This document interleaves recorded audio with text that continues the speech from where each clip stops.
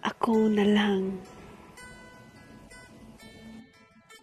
Sa ngayon, hindi ko alam kung saan ako magsisimula, kung sa dulo ba o sa simula. Hindi ko alam kung tama ba na ibigin kita. Hindi ko alam kung itutuloy ko pa ba. Hindi ko alam bakit ang gulo. Ginawa ko naman lahat ng gusto mo, pero bakit ganito? Bakit di ko pa rin siya mapalitan sa puso mo? Ako nga ang kasama mo, pero siya ang laman ng isip mo. Ako nga ang kausap mo, pero siya pa rin ang bukang bibig mo. Ako nga ang nasa tabi mo, pero presensya niya ang siyang hanap mo. Alam ko dahil naramdam ko, pero sabi ko, kakayanin ko. Dapat hindi na ako nasasaktan sa lahat ng ito. Pero mahal, ang sakit mong mahalin.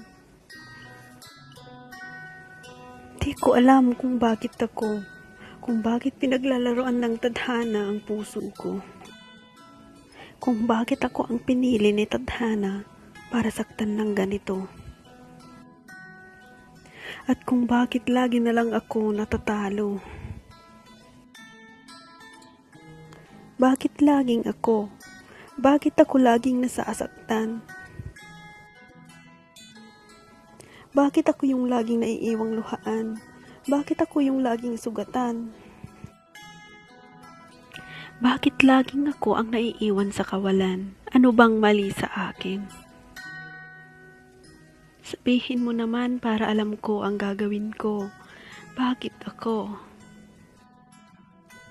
Hindi ba ako karapat-dapat na sumaya? Hindi ba ako kamahal-mahal?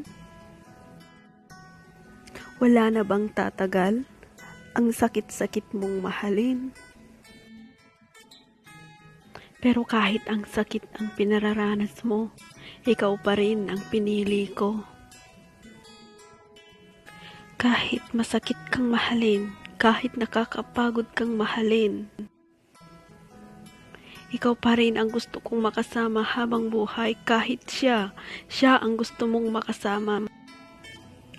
Pagbigyan mo naman ako na mahalin ka, pagbigyan mo naman ako na pasayahin ka. Tayong dalawa na lang muna, wag muna siya. Matagal na kayong tapos, pero bakit siya pa rin?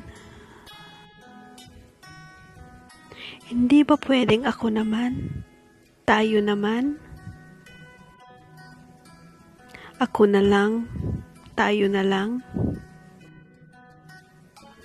Buksan mo naman ang puso mo. Pakiusap, mahal. Ako na lang ang mahalin mo. Ako na lang.